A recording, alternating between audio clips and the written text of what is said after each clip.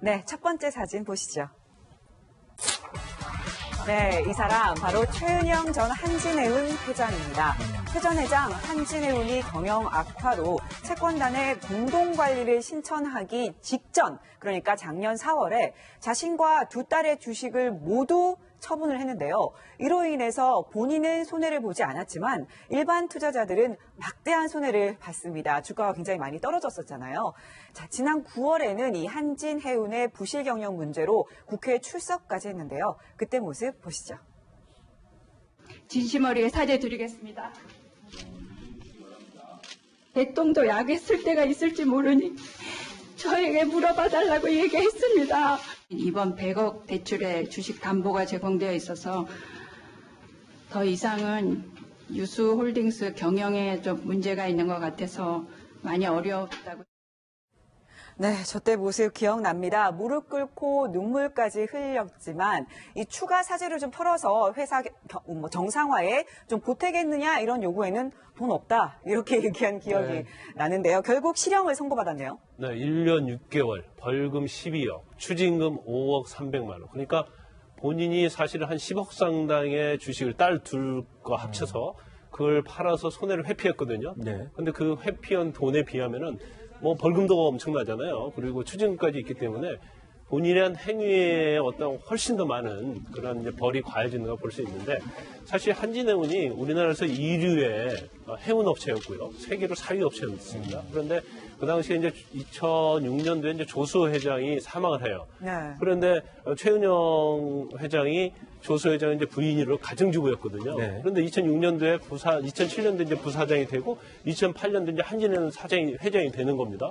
근데 사실 집에서 전업주부 하던 사람이 회장이 된다는 것이 사실은 문제가 있는 거 아니겠습니까? 전문 경영인을 내세워야 하는데. 뭐, 그거는 이제 논란의 소지가 좀 있는. 그런데 이제 나중에 결국은 뭐 자율협약 먹고 구조조정하는데 그 정보를 미리 입수를 해서 만약에 그 발표가 돼버리면 회사의 주가가 엄청 떨어질 거 아니에요. 폭락할 거 아닙니까? 근데 그 전에 주식을 팔아치운 거예요. 그런데 이렇게 자율협약에서 구조조정 되고 그 이후에 결국은 법정관리 들어가서 파산했거든요. 그러면 파산해버리면 사실은 일반 개미 투자자들이랄지 다른 주주들은 휴지 조각이 되는 거 아니겠습니까? 근데 본인이 재산이 적어도 뭐 지난번 국회 청문회 나왔을 때요.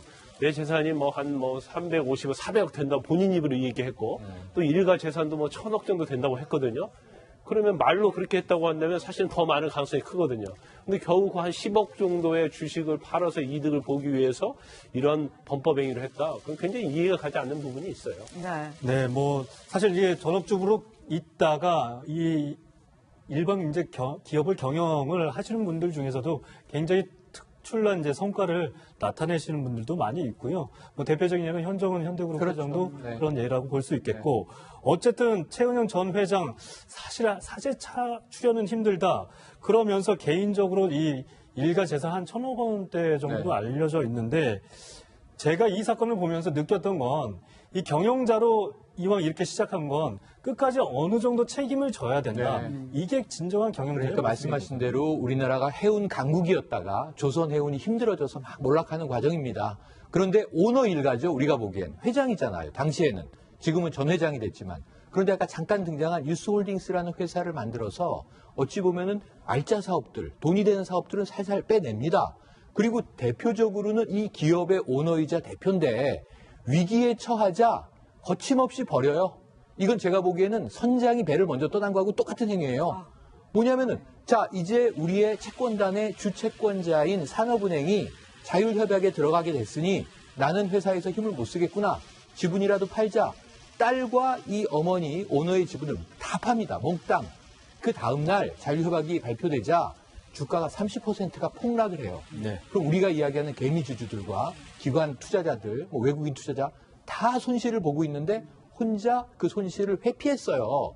그럼 이건 윤리적인 문제, 도덕적, 법적 모든 책임을 져야 되는데 이렇게 책임감 없는 리더십을 가지고 어떻게 굴지 회사를 경영했는지가 저는 그 기간이 10년 가까이 되거든요. 좀 난감할 따름입니다. 네, 최은영 전 회장 같은 경우에는 재판 과정에서 자 나는 이 채권단의 공동 관리를 이렇게 맡길지 몰랐다. 그런 건 전혀 몰랐다. 그냥 판 거다. 이렇게 얘기했는데 재판부가 믿지 않고 결국 실형을 선고를 했는데요. 그런데 지금 어쨌든 법정 구속이 됐습니다. 그런데 꼭 이렇게 회장들, 기업 회장들 같은 경우에는 이렇게 법정 구속이 되더라도 나중에 뭐 아프다, 어떻다 이래서 막 나오는 경우 많잖아요. 회장님들이 자주 아프시더라고요. 네.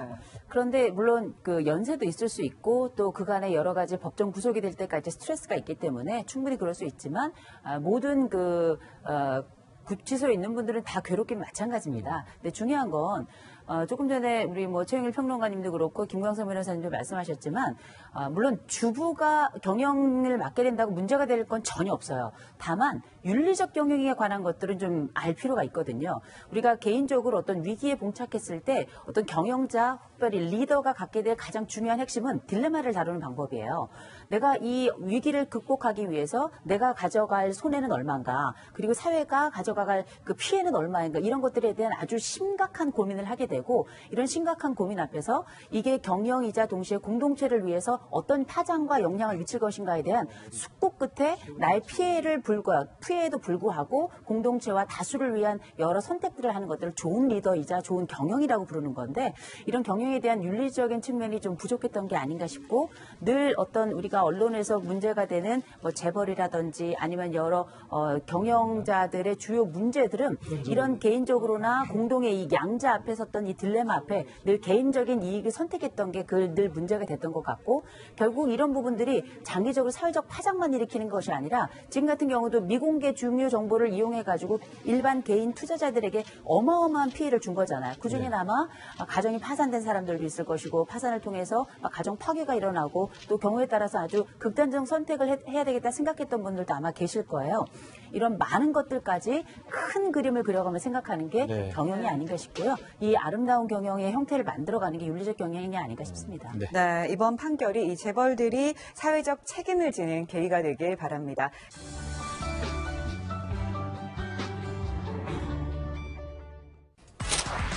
네, 바로 정영진 신세계그룹 부회장입니다. 신세계그룹이 국내 대기업 중에서는 최초로 내년부터 주 35시간 근무제를 도입합니다. 굉장히 파격적인데요. 현재는 주 40시간 근무제잖아요. 파격적으로 줄이는 반면에 임금은 그대로 유지하기로 했다고 합니다. 자, 지금 보면요. 네. 지금 보면 임금은 그대로 유지하기로 했다. 자, 말만 들어도 굉장히 이 주 좋은데 35시간이면 하루에 몇 시간씩 일하는 거죠? 네. 35시면 7시간, 7시간. 주 5일 근무로. 그런데 그러면 만약에 9시에 출근하면 5시에 퇴근하는 건가요? 그러니까 35시간을 또 줄이는데요. 네네. 또 근무의 선택적이 있어요. 그러니까 보통 9시에서 5시까지 근무를 했다고 하는데 8시에 출근하면 4시, 그다음에 10시에 출근하면 6시. 그런데 선택할 수 있게 한다는 거예요. 그럼 어떻게 보면 이제까지 우리나라에서 한 번도 있지 않았던 파격적인 실험을 하고 있는 건데 아마 이걸 시뮬레이션도 하고 2년 동안 연구를 해서 내는 결과라고 합니다. 갑자기 내놓은 게 아니라고요. 그렇죠. 그러니까 우리가 생각해 볼 때는 이렇게 되면 회사가 잘 돌아가려나 이렇게 생각했지만 결국 조사를 해보고 실험 결과를 보니까 오히려 이런 것들이 사기를 진정시키고 생산성을 더 높일 수 있다는 거예요. 그래서 이제 실시하기로 한 건데 지금 문재인 정부에서는 주당 근로시간을 68시간에서 52시간으로 지금 줄이려고 하고 있잖아요. 근데 사실 많은 기업들이 이제 비명소리를 내고 있어요. 이래서는 우리가 회사에 유지할 수 없다.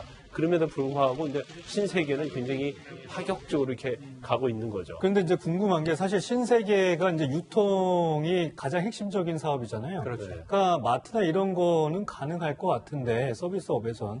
근데 생산, 즉 이제 근로자들, 이 공장에서 일하는 근로자들 같은 경우 좀 너무 현실성이 안 맞는 것 아니요. 같다는 생각이. 제가 사회에 나와서 90년대 근무할 때부터 어떤 얘기를 했냐면 하루에 8시간을 근무하든 10시간 이상 초과 근무를 하든 그러니까 사실은 모 대기업이 이 실험은 미리 했었어요. 8시에 출근하고 일찍 퇴근해서 저녁에 자기 시간 가지세요. 근데 그게 근데 모든 직장인들은 출근 시간만 당겼지 퇴근 시간은 그대로인데 지금 이게 문제였잖아요. 그러니까요. 그 저게 엄격하게 지켜지면 하루에 10시간, 8시간이 중요한 게 아니라 생산성을 내는 시간은 몇 시간이냐? 2시간이라는 통계가 있습니다. 실제 일하는 시간 2시간이다. 나머지는 회의하고 부장님 눈치 보고 커피 타러 왔다 갔다 하고 시간 때우고 인터넷 검색하고 자료를 2시간이면 만들 수 있는데 8시간 동안 보고서를 만드니까 이게 생산적인 겁니까 과연? 그래서 우리가 노동 집약적인 산업은 노동 시간 내 이제 생산성이 달려있지만 우리가 이제 부가가치 창출 시대가 됐잖아요. 네. 90년대부터 20년 해묵은 과제인데 신세계 실험이 성공을 해서 생산직에도 이게 돌아가고 일자리도 많이 생기고. 일자리가 이게 공유 일자리가 되는 거죠. 네. 교대제가 되니까 시간이 이제 오버랩되면서 이 부분이 저는 신세계 찬사를 보내고 싶고요. 임금 삭감 없는 35시간이 아니고 신세계가 선언하기를 그럼 우린 당연히 근로시간 줄였으니까 임금은 동결하겠네? 아니요. 내년에 임금 인상 협상을 한다는 겁니다. 그게 더 파격이에요. 협상까지요? 그럼요. 네. 그러니까 임금은 해마다 하던 대로 높여나가고 그건 이제 성과에 따라 이제 뭐 동결할 수도 있고 깎일 수도 있는 게 원칙이지만 임금은 깎이지는 않죠. 우리나라에서 네. 올라가는데 소폭이냐 대폭이냐 이 차이인데 그런 면에서 신세계는 정말 혁신적인 실험을 도전하고 있다. 네. 잘 되길 바랍니다. 예, 네. 이 혁신이 정말 잘 됐으면 좋겠습니다. 네, 부러우면 지는 거라는데 어쨌든 신세계 입사하고 싶네요. 네, 실험이 꼭 성공했으면 좋겠습니다. 네, 첫 번째 사진 보시죠. 네, 이 사람 바로 최은영 전 한진해운 회장입니다. 회전 회장 한진해운이 경영 악화로 채권단의 공동관리를 신청하기 직전, 그러니까 작년 4월에 자신과 두 딸의 주식을 모두 처분을 했는데요. 이로 인해서 본인은 손해를 보지 않았지만 일반 투자자들은 막대한 손해를 봤습니다. 주가가 굉장히 많이 떨어졌었잖아요. 자, 지난 9월에는 이 한진해운의 부실 경영 문제로 국회에 출석까지 했는데요. 그때 모습 보시죠. 진심 어리게 사죄드리겠습니다. 개똥도 약에 쓸 때가 있을지 모르니 저에게 물어봐 달라고 얘기했습니다. 이번 100억 대출에 주식 담보가 제공되어 있어서 더 이상은 유수홀딩스 경영에 좀 문제가 있는 것 같아서 많이 어렵다고. 네, 저 때 모습 기억납니다. 무릎 꿇고 눈물까지. 네. 근데 뭐, 예, 그거는 이제 논란의 소지가 좀 있는. 그런데 이제 나중에 결국은 뭐 자율협약 먹고 구조조정하는데 그 정보를 미리 입수를 해서 만약에 그 발표가 돼버리면 회사의 주가가 엄청 떨어질 거 아니에요. 폭락할 거 아닙니까? 근데 그 전에 주식을 팔아친 거예요. 그런데 이렇게 자율협약에서 구조조정 되고 그 이후에 결국은 법정관리 들어가서 파산했거든요. 그럼 파산해버리면 사실은 일반 개미 투자자들이랄지 다른 주주들은 휴지 조각이 되는 거 아니겠습니까? 근데 본인이 재산이 적어도 뭐 지난번 국회 청문회 나왔을 때요. 내 재산이 뭐 한 350억, 400억 된다고 본인 입으로 얘기했고 또 일가 재산도 뭐 1000억 정도 된다고 했거든요. 그러면 말로 그렇게 했다고 한다면 사실은 더 많은 가능성이 크거든요. 근데 겨우 한 10억 정도의 주식을 팔아서 이득을 보기 위해서 이런 범법 행위를 했다. 그럼 굉장히 이해가 가지 않는 부분이 있어요. 네. 네, 뭐, 사실 이제 전업주부로 있다가 이 일반 이제 기업을 경영을 하시는 분들 중에서도 굉장히 특출난 이제 성과를 나는 회사에서 힘을 못 쓰겠구나. 지분이라도 팔자. 딸과 이 어머니 오너의 지분을 다 팝니다. 몽땅. 그 다음날 자율협약이 발표되자 주가가 30%가 폭락을 해요. 네. 그럼 우리가 이야기하는 개미주주들과 기관 투자자들, 뭐 외국인 투자자 다 손실을 보고 있는데 혼자 그 손실을 회피했어요. 그럼 이건 윤리적인 문제, 도덕적, 법적 모든 책임을 져야 되는데 이렇게 책임감 없는 리더십을 가지고 어떻게 굴지 회사를 경영했는지가 저는 그 기간이 10년 가까이 되거든요. 좀 난감할 따름입니다. 네, 최은영 전 회장 같은 경우에는 재판 과정에서 자, 나는 이 채권단의 공동 관리를 이렇게 맡길 줄 몰랐다. 그런 건 전혀 몰랐다. 그냥 판 거다. 이렇게 얘기했는데 재판부가 믿지 않고 결국 실형을 선고를 했는데요. 그런데 지금 어쨌든 법정 구속이 됐습니다. 그런데 꼭 이렇게 회장들, 기업 회장들 같은 경우에는 이렇게 법정 구속이 되더라도 나중에 뭐 아프다, 어떻다 이래서 막 나오는 경우 많잖아요. 회장님들이 흘렸지만 이 추가 사재를 좀 털어서 회사 정상화에 좀 보태겠느냐 이런 요구에는 돈 없다 이렇게 얘기한 기억이 나는데요. 결국 실형을 선고받았네요. 네, 1년 6개월, 벌금 12억, 추징금 5억 300만 원. 그러니까 본인이 사실은 한 10억 상당의 주식을 딸 둘과 합쳐서 그걸 팔아서 손해를 회피했거든요. 네. 근데 그 회피한 돈에 비하면은 뭐 벌금도 엄청나잖아요. 그리고 추징금까지 있기 때문에 본인의 한 행위에 어떤 훨씬 더 많은 그런 이제 벌이 가해진다고 볼 수 있는데 사실 한진해운이 우리나라에서 2류의 해운 업체였고요. 세계로 4위 업체였습니다. 그런데 그 당시에 이제 2006년도에 이제 조수 회장이 사망을 해요. 네. 그런데 최은영 회장이 조수 회장은 이제 부인으로 가정주부였거든요. 네. 그런데 2006년도에 2007년도에 이제 부사장이 되고 2008년도에 이제 한진해운 회장이 되는 겁니다. 근데 사실 또 집에서 전업주부 하던 사람이 회장이 된다는 것이 사실은 문제가 있는 거 아니겠습니까? 전문 경영인을 내세워야 하는데. 나타내시는 분들도 많이 있고요. 뭐 대표적인 예는 현정은 현대그룹 그렇죠. 회장도 네. 그런 예라고 볼 수 있겠고 어쨌든 최은영 전 회장 사실 사재차 출연은 힘들다. 그러면서 개인적으로 이 일가 재산 한 1,000억 원대 정도 네. 알려져 있는데 제가 이 사건을 보면서 느꼈던 건 이 경영자로 이왕 이렇게 시작한 건 끝까지 어느 정도 책임을 져야 된다. 네. 이게 진정한 경영자의 그러니까 말씀하신 대로 우리나라가 해운 강국이었다가 조선 해운이 힘들어져서 막 몰락하는 과정입니다. 그런데 오너 일가죠. 우리가 보기엔 회장이잖아요. 당시에는. 지금은 전 회장이 됐지만. 그런데 아까 잠깐 등장한 유스홀딩스라는 회사를 만들어서 어찌 보면은 알짜 사업들, 돈이 되는 사업들은 살살 빼냅니다. 그리고 대표적으로는 이 기업의 오너이자 대표인데 위기에 처하자 거침없이 버려요. 이건 제가 보기에는 선장이 배를 먼저 떠난 거하고 똑같은 행위예요.